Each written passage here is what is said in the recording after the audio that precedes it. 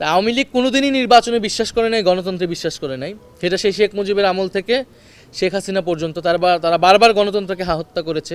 গত 16 বছর তারা নির্বাচন হত্যা করে নির্বাচনী ব্যবস্থাকে ধ্বংস করে দিয়েছে। ফলে আওয়ামী লীগ কোনো গণতান্ত্রিক দল নয়। আওয়ামী লীগ বা চেষ্টাই করবে নির্বাচনকে ভণ্ডুল করা, নির্বাচন যাতে না হয়, বাংলাদেশে যাতে স্থিতিশীলতা না আসে। ফলে সেই জায়গায় আওয়ামী লীগকে সম্পূর্ণভাবে পরাজিত করেই আমাদেরকে সামনের দিকে এগোতে হবে। জাতীয় নাগরিক পার্টির সারা দেশে যে সাংগঠনিক কার্যক্রম চলমান আছে তারই অংশ হিসেবে আমরা রাজশাহীতে আজকে এসেছি। রাজশাহী বিভাগের জেলা এবং মহানগর নেতৃত্বদের সাথে সাক্ষাৎ করতে। আমরা খুবই দ্রুতই আমাদের সারা দেশের যে সাংগঠনিক কাঠামো, সেই সাংগঠনিক কাঠামো আমরা ঘোষণা করতে পারবো বলে আশা ব্যক্ত করছি। আপনারা জানেন যে বাংলাদেশে এই মুহূর্তে একটি খুবই গুরুত্বপূর্ণ সময় আমরা পার করছি এবং জাতীয় নাগরিক পার্টির থেকে মূলত জানার বিষয়গুলো আপনাদের হচ্ছে, আমি যতটুকু বুঝি যে জুলাই সনদের বিষয়টা, সংস্কারের বিষয় এবং প্রতীকের বিষয়ে আপনাদের হয়তো জিজ্ঞাসা আছে এবং নির্বাচন নিয়ে আমাদের সামগ্রিক প্ল্যান কি, পরিকল্পনা কি, সে বিষয়ে হয়তো আপনাদের এবং জনগণের পক্ষ থেকে অনেক কৌতূহল আছে। আমরা জুলাই সনদের ব্যাপারে আমাদের অবস্থান খুবই স্পষ্ট করেছি। জুলাই সনদ যেদিন স্বাক্ষর অনুষ্ঠান হয় সেদিনই আমরা স্পষ্ট করেছি। আমরা বলেছি যে জুলাই সনদ বাস্তবায়ন প্রক্রিয়া কিভাবে হবে সেইটা নিশ্চিত না হওয়া পর্যন্ত এই স্বাক্ষর অনুষ্ঠানটা কেবলই আনুষ্ঠানিকতা, কেবলই একটি কাগজে সাইন, যার মূল্য কেবলই কাগজে মূল্য। এবং বাংলাদেশের ইতিহাসে আমরা 90-এর গণ অভ্যুত্থানের পরেও আমরা এরকম ত্রিদলীয় জোটের রূপরেখা দেখেছিলাম, যেটা মূলত ছিল জনগণকে একটা প্রতারণা করা, জনগণকে একটা লোক দেখানো, একটা ঐক্যমত করে ক্ষমতায় যাওয়া এবং ক্ষমতায় গিয়ে এই সংস্কার এবং ঐক্যমতের সব কিছুই ভুলে যাওয়া। ফলে এই ভুল আমরা করব না, 90-এর পুনরাবৃত্তি বাংলাদেশে আমরা হতে দিব না, আমরা এই কথাটি বলেছি। সেই কারণে আমরা সনদ অনুষ্ঠানে স্বাক্ষর করিনি, স্বাক্ষর হওয়া থেকে বিরত থেকেছি। তবে আমরা বলেছি আমরা স্বাক্ষর করতে চাই। এই ঐক্যমত প্রক্রিয়ার শুরু থেকে আমরা ছিলাম। জুলাই গণ অভ্যুত্থানের এক দফার ঘোষণার মধ্যে দিয়ে বাংলাদেশের সংস্কার এবং পরিবর্তনের আলাপটি শুরু হয়েছিল। ফলে এই সংস্কারের পুরো অগ্রযাত্রাতে আমরা ছিলাম বৈষম্যবিরোধী ছাত্র আন্দোলনের ব্যানারে, পরবর্তীতে নাগরিক কমিটি এবং নাগরিক পার্টির ব্যানারে। ফলে অবশ্যই আমরা সংস্কার চাই এবং স্বাক্ষর করার জন্যই আমরা অপেক্ষা করছি। আমরা আজকে শুনেছি যে ঐক্যমত কমিশনের পক্ষ থেকে সুপারিশমালা, যেটা আমরা চেয়ে আসছিলাম, সেই সুপারিশমালাটা প্রধান উপদেষ্টার কাছে দেওয়া হবে। আমরা এখনও নিশ্চিত নই যে সেটি এখনও হস্তান্তর করা হয়েছে কিনা, আপনারা ভালো বলতে পারবেন। তবে আমরা বলেছি যে জুলাই সনদ বাস্তবায়ন যে আদেশ, সেই আদেশই আমরা খুবই সুনির্দিষ্ট কয়েকটি বিষয় দেখতে চাই। একটি হচ্ছে নোট অফ ডিসেন্ট বলে কোনো বিষয় থাকবে না। যেই সব বিষয়ে ঐক্যমত হয়েছে অথবা ঐক্যমত কমিশন যেগুলোকে লিপিবদ্ধ করেছে সংবিধান সংস্কার বিষয়ে, সেই বিষয়গুলো সম্পূর্ণ গণভোটে যাবে এবং জনগণ রায় দেবে সেই বিষয়গুলো পরিবর্তিত হবে কিনা আমাদের সংবিধানে। দ্বিতীয়ত আমরা বলেছি যে গণভোটের মাধ্যমে অনুমোদিত হবে এবং এই যে আদেশটা হচ্ছে ডক্টর মোহাম্মদ ইউনূস জারি করবেন, ডক্টর মোহাম্মদ ইউনূস কর্তৃক আসবেন। কারণ এই আদেশের বা এই সংস্কারের ভিত্তিটা হচ্ছে জুলাই গণ অভ্যুত্থান এবং জুলাই গণ অভ্যুত্থানের যে জনগণের সার্বভৌম ক্ষমতা। বিদ্যমান সংবিধানের অধীনে এই ধরনের সাংবিধানিক আদেশ দেওয়ার কোনো সুযোগ নাই এবং এই ধরনের সাংবিধানিক আদেশ বর্তমান যে প্রেসিডেন্ট আছেন চুপ্পু, তিনি কখনো এটা দিতে পারেন না। তার দেওয়াটা বৈধ হবে না, জনগণের কাছে বিশ্বাসযোগ্য, গ্রহণযোগ্য হবে না। ফলে ডক্টর মোহাম্মদ ইউনূস জুলাই গণ অভ্যুত্থানের বৈধতার জায়গা থেকে এই আদেশটি জারি করবেন এবং গণভোট হওয়ার পরে পরবর্তী যে সংসদ, সেটা একটা সংস্কার পরিষদ হওয়ার কথা, যেটা সবাই ঐক্যমত হয়েছে এবং যেখানে সংস্কারকৃত 2026 সংবিধান নামে এই সকল পরিবর্তিত বিষয়গুলো সন্নিবিষ্ট হবে। ফলে আমরা আশা করব যে জুলাই সনদ বাস্তবায়ন আদেশ বা যে সাংবিধানিক আদেশের কথা বলছি, আমরা আজকে যেটা বাস্তবায়ন করবে ঐক্যমত কমিশন, আমরা সেই বিষয়গুলো দেখতে পারবো এবং সরকারের জায়গা থেকে যখন সেই বিষয়গুলো নিশ্চিত করা হবে সেই মাত্রই আমরা জুলাই সনদ তৈরি করা হয়েছে, জুলাই জাতীয় সনদ, সেখানে আমরা জাতীয় নাগরিক পার্টির পক্ষ থেকে আমরা স্বাক্ষর করব এবং আমরা সামনের দিকে আগাতে চাই। দ্বিতীয়ত হচ্ছে যে শাপলার বিষয়ে তাদের জিজ্ঞাসা, আমরাও এটা স্পষ্ট করেছি। শাপলা না দেওয়ার বিষয়টা নির্বাচন কমিশনের একটা স্বেচ্ছাচারিতা। কারণ সেই নির্বাচন কমিশন কোনো ধরনের ব্যাখ্যা ছাড়াই তার যদি একটা মনোবাসনা চাপিয়ে দিতে চায়, আমরা ধরে নিব নির্বাচন কমিশন অন্য কোনো শক্তির দ্বারা পরিচালিত হচ্ছে। এই নির্বাচন কমিশন স্বাধীন নয়, এই নির্বাচন কমিশন ন্যায় বিচার করতে সক্ষম নয়, এবং এই নির্বাচন কমিশন আইন অনুযায়ী পরিচালিত হচ্ছে না, গায়ের জোরে পরিচালিত হচ্ছে। ফলে এই ধরনের একটি নির্বাচন কমিশনের অধীনে সুষ্ঠু নির্বাচন সম্ভব কিনা সে বিষয়ে জনগণের মধ্যে প্রশ্ন তৈরি হবে, আমাদের মনে প্রশ্ন তৈরি হবে। কিন্তু আমরা বলছি যে শাপলার যদি আমাদেরকে আইনি সাংবিধানিক ব্যাখ্যা দেওয়া হয় তখন আমরা অন্য যে কোনো প্রতীকে নিতে প্রস্তুত আছি। তবে আমরা এখন পর্যন্ত মনে করছি যে এখানে কোনো আইনি বাধা নেই। যদি রাজনৈতিকভাবে আমাদেরকে এটি আদায় করে নিতে হয়, যদি নির্বাচনে আমাদেরকে অংশগ্রহণ করতে বাধা দেওয়ার একটা পরিকল্পনা বা ষড়যন্ত্র হিসেবে এটি দেওয়া হয়, ফলে রাজপথই আমাদের একমাত্র জায়গা হবে। কিন্তু আমরা সেটা চাই না। আমরা গণতান্ত্রিকভাবে আমরা ইলেকশনের মধ্য দিয়ে আসলে সামনের দিকে এগোতে চাই। তৃতীয়ত, নির্বাচনের বিষয়ে আমরা আমাদের নির্বাচনী কার্যক্রম থামিয়ে রাখিনি। আমরা নির্বাচনী কার্যক্রম আমাদের সাংগঠনিক কাঠামো বিস্তৃতির সাথে সাথে আমাদের প্রার্থী বাছাই স্ক্রিনিং সেগুলো চলছে, এবং আমরা বলেছি যে খুব শীঘ্রই আমরা আমাদের যেই প্রার্থী তালিকা আমরা ঘোষণা করব। এবং আমরা চাই যে আগামী সংসদে তরুণদের ভয়েস থাকবে। জুলাই গণ অভ্যুত্থানে যারা বাংলাদেশের বিভিন্ন প্রান্ত থেকে অংশগ্রহণ করেছে তাদের ভয়েস থাকবে। পাশাপাশি সারা বাংলাদেশের বিভিন্ন গ্রহণযোগ্য মানুষ যারা সমাজ পরিবর্তনের জন্য কাজ করতে চায়, বিদ্যমান রাজনীতিতে যাদের সুযোগ হয়নি কখনো, সেই ধরনের মানুষগুলোকে আমরা উঠিয়ে আনতে চাই। আমরা ছাত্র, তরুণ, শ্রমিক, কৃষক, মধ্যবিত্ত এবং সামাজিকভাবে নেতৃত্ব গ্রহণযোগ্য যে মানুষগুলো রয়েছে এবং প্রবাসী আমাদের ভাই বোনেরা যারা রয়েছে তাদের সকলের সমন্বয়ে, নারী এবং সংখ্যালঘু সকলের সমন্বয়ে আমরা একটি প্রার্থী তালিকা ঘোষণা করতে চাই। আমরা এখন পর্যন্ত কোনো ধরনের জোটে যাওয়ার সিদ্ধান্ত নেই। যদি আমাদেরকে জোটে যেতে হয়, জোটে যাওয়ার সিদ্ধান্ত নেই, তা অবশ্যই একটা নীতিগত জায়গা থেকে আসবে। ফলে জুলাই সনদ আমাদের খুবই গুরুত্বপূর্ণ একটা মৌলিক জায়গা। জুলাই সনদ বা সংস্কার বিষয়ে আমরা দেখব যে কারা বাংলাদেশের পক্ষে, জনগণের পক্ষে দাঁড়াচ্ছে এবং আমাদের সাথে সহযোগিতা করছে।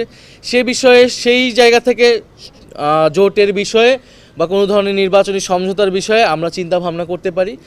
কিন্তু যদি সংস্কারের বিপক্ষে কেউ দাঁড়ায়, যদি বাংলাদেশের মানুষের স্বাধীনতা, সার্বভৌমত্বের যে নতুন আকাঙ্ক্ষা তৈরি হয়েছে তার বিরুদ্ধে দাঁড়ায়, এই ধরনের কোনো শক্তির সাথে বা যাদের ইতিহাসের অনেক দায়ভার রয়েছে, এই ধরনের কোনো শক্তির সাথে আমরা জোটে যাওয়ার ক্ষেত্রে আমাদেরকে অনেকবার ভাবতে হবে। কারণ আমরা একটা নতুন রাজনৈতিক শক্তি, জনগণের অনেক প্রত্যাশা আমাদের কাছ থেকে, আমরাও নিজেদের স্বাতন্ত্র্য নিয়েই দাঁড়াতে চাই। তো এই তিনটি বিষয়ে আমাদের বক্তব্য ছিল। এবং এছাড়া সামগ্রিকভাবে আমরা মনে করি যে বাংলাদেশে সামনের যে নির্বাচন সেটি গুরুত্বপূর্ণ একটি নির্বাচন। আমরা চাই দ্রুত সময়ের মধ্যেই, ফেব্রুয়ারি যেই টাইমলাইন ঘোষণা করা হয়েছে ফেব্রুয়ারির মধ্যেই যাতে নির্বাচন হয়। নির্বাচন নিয়ে যাতে কোনো ধরনের অনিশ্চয়তা তৈরি না হয়, এই জন্য সকল পক্ষকেই কাজ করতে হবে। এবং ফ্যাসিবাদী যারা রয়েছে, যারা পতিত শক্তি রয়েছে, তারা নানা ধরনের ষড়যন্ত্র কিন্তু চলমান রেখেছে। নির্বাচনকে ঘিরে তাদের অনেক বড় ষড়যন্ত্র রয়েছে। এবং যদি ক্ষমতার লোভে কোনো দল বা কোনো শক্তি মনে করে তারা এককভাবেই সব কিছু করবে বা এই জাতীয় ঐক্য ভেঙে দিবে বা জনগণের আকাঙ্ক্ষার বিপরীতে দাঁড়াবে, তাহলে কিন্তু হিতে বিপরীত হবে। তারা সংসদ টিকাতে পারবে না, সরকার টিকাতে তাদের কষ্ট হবে এবং জনগণের যে আস্থা, সেই আস্থাটিও তারা পাবে না। ফলে সেই জায়গা থেকে আমরা সকল রাজনৈতিক দলের প্রতি আহ্বান করব সংস্কারের পক্ষে। আর সবচেয়ে গুরুত্বপূর্ণ, সংস্কারের পরে আমরা যেটি কথা বলে আসছি, বিচার। এবং সরকারের কাছে আমরা একটা বিচারের রোডম্যাপ চেয়েছি যে নির্বাচনের আগে অবশ্যই আমাদেরকে বিচারের রোডম্যাপ দিতে হবে। সারা দেশের যে মামলাগুলো রয়েছে, প্রায় 8 শতাধিক মামলা, সেই মামলাগুলোর কী হবে। এবং ট্রাইব্যুনালে যে গুমের মামলা চলমান আছে সেনাবাহিনীর সদস্যদের নিয়ে বিচারের, সেটা আমরা ধন্যবাদ জানিয়েছি, সাধুবাদ জানিয়েছি। সেই মামলা যাতে অব্যাহত থাকে। জুলাই গণ অভ্যুত্থানের যে গণহত্যার মামলা, সেটা যাতে অব্যাহত থাকে। ট্রাইব্যুনালের সকল কার্যক্রম যাতে পরবর্তী সরকারের সময় অব্যাহত থাকে, এই ধরনের প্রতিশ্রুতি আমাদের রাজনৈতিক দলগুলোর পক্ষ থেকে এবং সরকারের পক্ষ থেকে আসতে হবে। আপনাদেরকে ধন্যবাদ জানাচ্ছি। যদি আপনাদের কোনো প্রশ্ন থাকে তার প্রেক্ষিতে এবং জাতীয় পার্টি আপনারা দেখেন তারা প্রকাশ্যে বলতেছে যে আওয়ামী লীগ ছাড়া নাকি নির্বাচন হবে না, আওয়ামী লীগকে নির্বাচন লাগে। এই কথা বলার সাহস তারা কীভাবে পাচ্ছে এই সময়? এবং সরকার কোনো ধরনের ব্যবস্থা এই সকল দলগুলোর বিরুদ্ধে নিচ্ছে না। তারা কিন্তু বিগত যে নির্বাচনগুলো হয়েছে সেই নির্বাচনগুলোতে অংশ নিয়ে নির্বাচনগুলোকে বৈধতা দিয়েছে। আওয়ামী লীগের পুরো 16 বছর আমলে যে গণহত্যা, গুম, খুন, মানবতা বিরোধী অপরাধ সকল কিছুকে বৈধতা দিয়েছে এই দলগুলো। ফলে এই দলগুলোকে আমরা মনে করি না তারা গণতন্ত্রের পক্ষের কোনো দল। তাই সেই দলগুলোকে বিচার প্রক্রিয়ার মধ্যে আনা উচিত এবং এটা এই অন্তর্বর্তী সরকারের দায়িত্ব। জি, ধন্যবাদ। আমরা জনগণকে আরও বেশি আগ্রহী দেখছি। জনগণের সেই 5ই আগস্টের বা সেই গণ অভ্যুত্থানের সময় জনগণ রাজপথে যে নেমে এসেছিল, এখন তারা একটা গঠনমূলক গণতান্ত্রিকভাবে বাংলাদেশের পরিবর্তন চাচ্ছে। সেই জন্য তারা মনে করে যে তরুণদের এবং তাদের পক্ষের একটা রাজনৈতিক শক্তি থাকা দরকার। পুরনো বন্দোবস্তের পুরনো কাঠামোর রাজনৈতিক দলগুলা শেষ পর্যন্ত আসলে জনগণের যে নতুন আকাঙ্ক্ষা তৈরি হয়েছে তার পক্ষে খুব বেশি দাঁড়াতে পারবে না। গত 1 বছরে আমরা সেটি দেখেছি, প্রমাণ পেয়েছি। সংস্কার কমিশন থেকে সারা দেশের তাদের যে কার্যক্রম, তারা পুরনো কাজই করতেছে। তাদের ক্ষমতায় যাওয়ার যে রাজনীতি লড়াই, সেটিতে তারা ব্যস্ত জনগণকে উপেক্ষা করে। ফলে জনগণের ভিতরে আমরা সেই প্রচণ্ড আগ্রহ আমরা দেখছি। জুলাই পদযাত্রায় আমরা যেটা দেখেছি, এখনও আমরা সেটা দেখছি। তবে জনগণ এটাও বুঝে, আমরাও এটা বুঝি যে আমাদের অভিজ্ঞতা, আমাদের সময় সব কিছু যে আমাদের অনুকূলে আছে, আমাদের পক্ষে আছে, এরকমটা নয়। আমরা বিশ্বাস করি মানুষ আমাদেরকে সেই সময়টা দিবে। আমাদের ভুল ত্রুটি থাকলে আমরা মানুষের কাছে যাচ্ছি, আমাদের নিজেদের বিষয় স্পষ্ট করছি। আমাদের নিজেদের অনেক সীমাবদ্ধতা ছিল গত 1 বছরে, আরও অনেক প্রত্যাশা ছিল আমাদের কাছ থেকে। সেই জায়গাগুলো আমরা কেন পারি না সেটা আমরা মানুষের কাছে তুলে ধরছি। এবং এই নির্বাচনই জাতীয় নাগরিক পার্টির চূড়ান্ত লক্ষ্য বিষয় না। আমরা একটা দীর্ঘমেয়াদী পরিকল্পনা নিয়েই বাংলাদেশের রাজনীতিতে নেমেছি। হঠাৎ করেই আমাদের আবির্ভাব হয়নি। আমরা আমাদের বিশ্ববিদ্যালয় জীবন থেকে কাজ করেছি বাংলাদেশকে পরিবর্তন করার জন্য, গণতন্ত্র প্রতিষ্ঠার জন্য। ফলে সেই দীর্ঘমেয়াদী যাত্রায় বাংলাদেশের মানুষকে আমরা সাথে পাবো এবং মানুষের সাথে হয়েই আমরা এই লড়াইটা চালিয়ে যাব বলে আমরা বিশ্বাস করি। ধন্যবাদ সবাইকে, অনেক ধন্যবাদ। আমরা এর আগে এটা বলেছি, তত্ত্বাবধায়ক সরকার এই মুহূর্তে ফিরিয়ে আনার আসলে সুযোগ নাই। কারণ তত্ত্বাবধায়ক সরকার আপনি কোন প্রক্রিয়ায় গঠন করবেন। আমরা তত্ত্বাবধায়ক সরকারের পক্ষে অবস্থান নিয়েছি ঐক্যমত্য কমিশনে, কিন্তু আগের পদ্ধতিতে তত্ত্বাবধায়ক সরকার কিন্তু আর গঠিত হবে না। সেটা নিয়ে অনেক ভিন্নমত আছে এবং ঐক্যমত্য কমিশনে একটা অবস্থান নেওয়া হয়েছে। আমরা বিচার বিভাগকে এই তত্ত্বাবধায়ক সরকারের জায়গায় বারবার আর টেনে আনতে চাই না, সেটার নানান ক্ষতিকর দিক আমরা অতীতে দেখেছি। ফলে এটা ঐক্যমত্য কমিশনের বিষয় যেহেতু, বা সংস্কারের সনদের বিষয়, সেটা গণভোটে গেলেই কিন্তু চূড়ান্ত হবে জনগণ আসলে এ প্রক্রিয়ার সাথে কি আছে কি নাই। এর আগে তত্ত্বাবধায়ক সরকার আনার আসলে সুযোগ নেই। অন্তর্বর্তীকালীন সরকারের অধীনেই, ডক্টর মোহাম্মদ ইউনূসের অধীনেই আমাদেরকে নির্বাচনের দিকে যেতে হবে এবং এটা এই সরকারেরই দায়িত্ব ছিল, এই সরকারেরই প্রতিশ্রুতি ছিল যে সংস্কার বিচারের মাধ্যমে তিনি একটি ট্রানজিশন ঘটাবে বা একটা নির্বাচনের আয়োজন করবেন। তবে এই সরকারের কিছু সমালোচনা এসেছে, আমাদের জায়গা থেকে আমরা করেছি, কিছু উপদেষ্টাদের বিরুদ্ধে সমালোচনা এসেছে, সেটা সরকারের যথাযথভাবে অ্যাড্রেস করা উচিত। সরকারের সেই নিরপেক্ষতা নিশ্চিত করা উচিত। সেই নিরপেক্ষতা নিশ্চিত করতে যদি উপদেষ্টা পরিষদে কোনো ধরনের রদবদল করা উচিত, সেটি সরকার করতে পারে। কিন্তু এই অন্তর্বর্তী সরকারের আসলে বেসিক জায়গায় কোনো পরিবর্তনের সুযোগ আমাদের জায়গা থেকে আমরা দেখি না। আমার একটা প্রশ্ন আছে যে আপনি বক্তব্যে অনেক কিছুই বলেছেন, জাতীয় নাগরিক পার্টি যাতে নির্বাচনমুখী কার্যক্রম করতে না পারে বা করতে দেরি করে, সেই উদ্দেশ্য থেকেই শাপলা প্রতীক নিয়ে গড়িমসি করা হচ্ছে বলে আমাদের কাছে এখন মনে হচ্ছে। আমাদের নির্বাচনী কার্যক্রম, রাজনৈতিক কার্যক্রমকে ব্যাহত করার জন্য। কারণ জুলাই পদযাত্রায় কিন্তু আমরা অভূতপূর্ব সারা বাংলাদেশে পেয়েছি। নির্বাচনী প্রতীক হলে কিন্তু আমরা সারা দেশে আবার আমরা নির্বাচনী যে যাত্রা, সেটি আবার নতুন করে শুরু করব আমাদের যে আসন ভিত্তিক। কিন্তু সেটা যাতে আমরা দেরি করি, সেটা যাতে দেরি হয়, সেই উদ্দেশ্য থেকে কিন্তু আমাদের কাছে মনে হচ্ছে যে নির্বাচন কমিশনকে ব্যবহার করে কোনো রাজনৈতিক শক্তি, কোনো না কোনো একটা পক্ষ এই কাজটি করছে। নির্বাচন কমিশন নিয়ে আমাদের অভিযোগ নতুন নয়। নির্বাচন কমিশন নিয়ে আমাদের অভিযোগ শাপলা প্রতীকের ইস্যুতে নয়। আমরা কিন্তু, আপনাদের মনে থাকার কথা, নির্বাচন কমিশনের গঠনের সময় থেকেই জাতীয় নাগরিক কমিটি সেই সময় প্রশ্ন তুলেছিল এই গঠনটা কোন আইনের ভিত্তিতে হলো। 2022 সালের যে আইন, যেটাকে ওই সময়ের সকল রাজনৈতিক বিরোধী, সকল মির্জা ফখরুল ইসলাম সহ সকল বিরোধী রাজনৈতিক দলের নেতারা সেই আইনকে প্রত্যাখ্যান করেছিল, সমালোচনা করেছিল এবং সংস্কার প্রক্রিয়ায় সেই আইন নিয়ে কথা হয়েছে, নতুনভাবে একটা সিস্টেম তৈরি হয়েছে। ফলে তখন কিন্তু আমরা সেই প্রশ্নগুলো রেখেছেন। ইশরাক হোসেনের মেয়র হওয়ার যে মামলা, সেই মামলায় নির্বাচন কমিশন আপিল করে না। নির্বাচন কমিশনের সেই ভূমিকা কিন্তু প্রশ্নবিদ্ধ হয়েছিল। এছাড়া আমরা প্রধান উপদেষ্টা ডক্টর মোহাম্মদ ইউনূস সহ প্রধান নির্বাচন কমিশনার, তার কাছেও আমরা নির্বাচন কমিশনের এই যে ধারাবাহিকভাবে এই নির্বাচন কমিশন গঠিত হওয়ার পর থেকে ধারাবাহিকভাবে তারা যেই ভুলগুলো করছে, সমালোচনার জায়গাগুলো যে রয়েছে সেইগুলো কিন্তু আমরা বারবার বলেছি। নির্বাচন কমিশন বিগত আমলে যারা নির্বাচন করেছে, 18 নির্বাচন, 24 নির্বাচন, তাদের বিরুদ্ধে নির্বাচন কমিশন কিন্তু কোনো ধরনের ব্যবস্থা নেয়নি। আমরা যখন জিজ্ঞাসা করেছি যে আপনারা কী ব্যবস্থা নিয়েছেন, তারা বলেছে আমরা তাদেরকে তওবা পড়িয়েছি এবং কিছু রদবদল করেছি। ফলে ওই একই লোকদেরকে দিয়ে তারা কিভাবে একটি সুষ্ঠু নির্বাচন করবে, আমরা কিন্তু এই প্রশ্ন বারবার করেছি। আমরা কিন্তু দেখেছি যারা 18 নির্বাচন ডিসি ছিলেন, যারা এসপি ছিলেন, যারা তাদের বিরুদ্ধে কিন্তু ব্যবস্থা নেওয়া হয়েছে। প্রধান নির্বাচন কমিশনার বা নির্বাচন কমিশনার বিরুদ্ধে ব্যবস্থা নিয়েছেন।